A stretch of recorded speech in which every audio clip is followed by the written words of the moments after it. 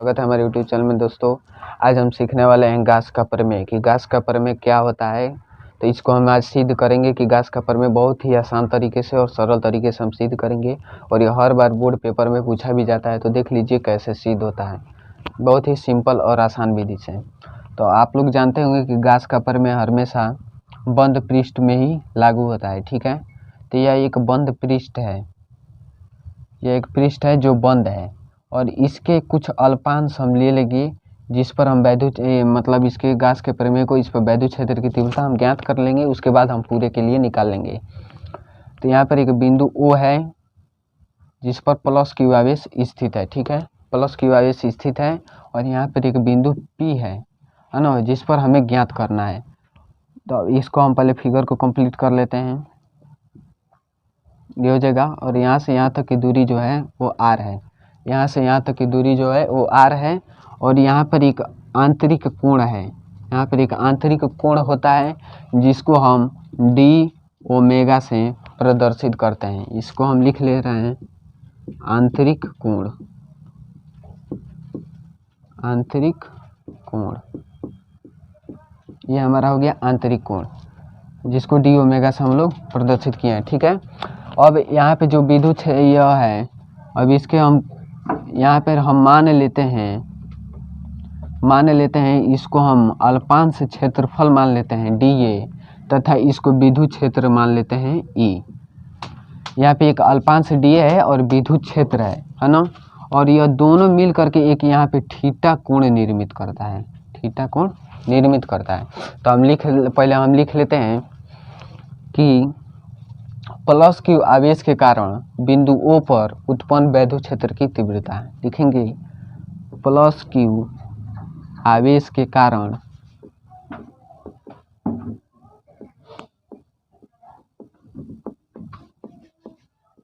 बिंदु O पर विद्युत क्षेत्र की तीव्रता।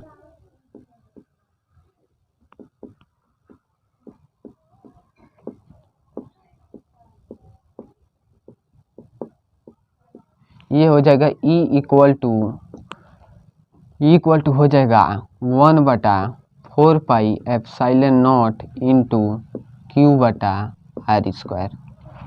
ये प्लस Q आवेश के कारण बिंदुओं पर उत्पन्न वैद्युत क्षेत्र की तीव्रता है।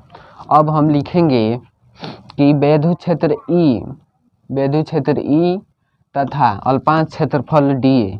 लिखेंगे विद्युत क्षेत्र E तथा अल्पांश क्षेत्रफल dA मिलकर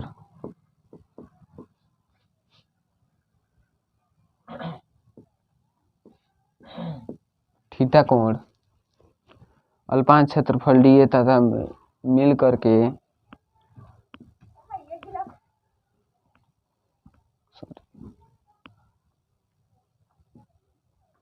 अल्पांश क्षेत्रफल dA मिल करके थीटा कोण निर्मित करता है।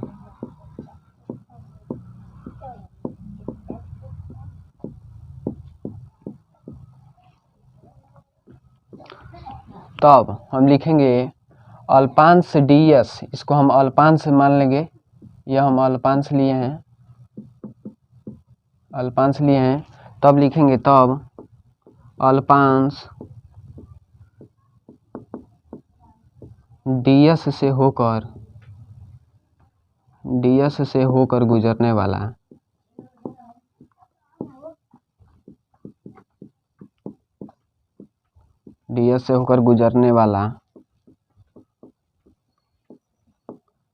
वैद्युत फ्लक्स, इसको हम ds माने हैं अल्पांश ds, ठीक है ना। तो अभी इसको अल्पांश के लिए हम क्या लिखते हैं, डेल्टा करते हैं, यानी d से हम लिखेंगे d phi E equal to हो जाएगा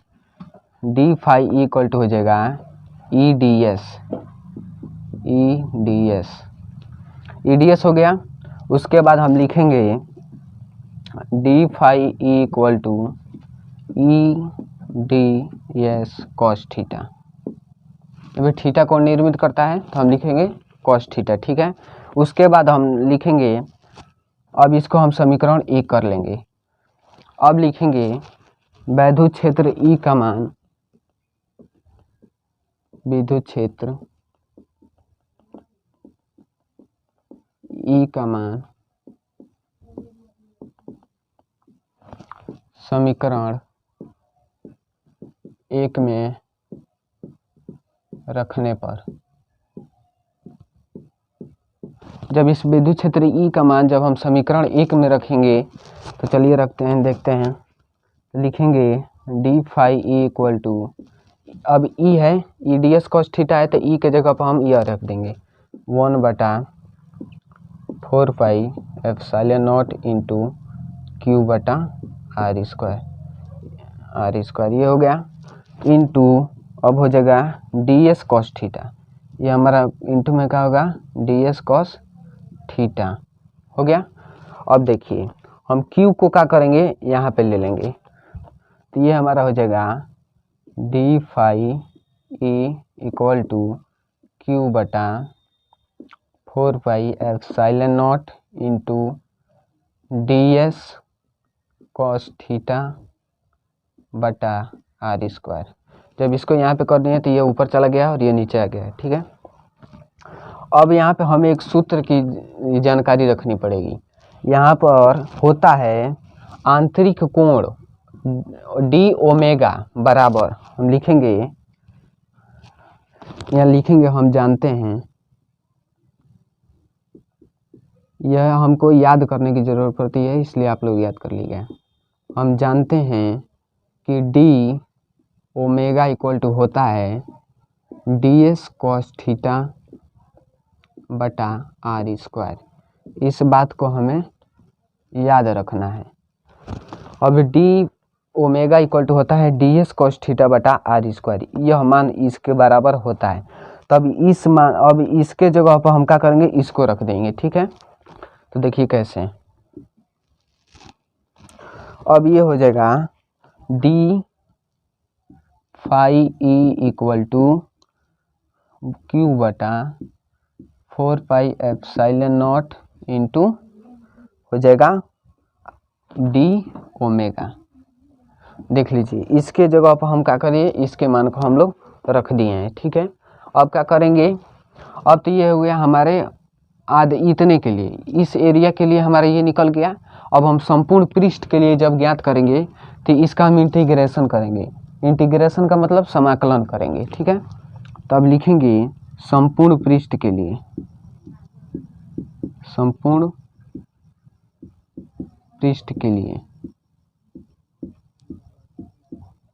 संपूर्ण पृष्ठ के लिए जब करेंगे तो इन दोनों का समाकलन कर देंगे, इसका भी और इसका भी। तो ये हो जाएगा, इसको हम इंटीग्रेशन करेंगे तो हो जाएगा D phi E equal to Q बटा 4 पाई एप्सिलॉन नॉट की इंटीग्रेशन तो होता नहीं है तो हम केवल इनका करेंगे, ठीक है। इसको हम अलग कर देंगे, क्यू बटा 4 पाई एप्सिलॉन नॉट इंटू ये हमारे इंटीग्रेशन में हो जाएगा डी ओमेगा। ये हमारे इंटीग्रेशन का चिन्ह है, जब हम इसे करेंगे तो ये हो जाएगा। अब देखिए, अब जब इंटीग्रेशन होगा तो इंटीग्रेशन से डी हट जाएगा, तब यह सिर्फ बचेगा phi E equal to Q बटा 4 pi epsilon naught into omega. यहाँ से भी फाई से डी हट जाएगा।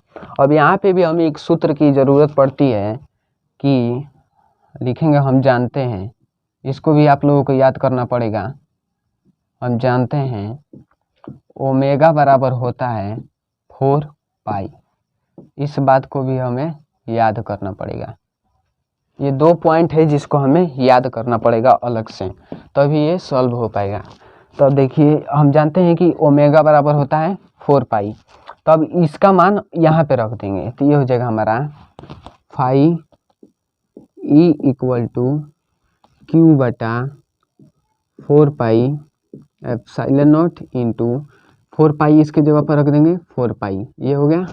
अब इस 4 पाई से यह 4 पाई कट जाएगा, तब ये होगा phi E equal to Q बटा एप्सिलॉन नॉट, यही हमारा क्या है, गासियन पृष्ठ है, जिसका मान हमें लिखेंगे, यह गास का प्रमेय है।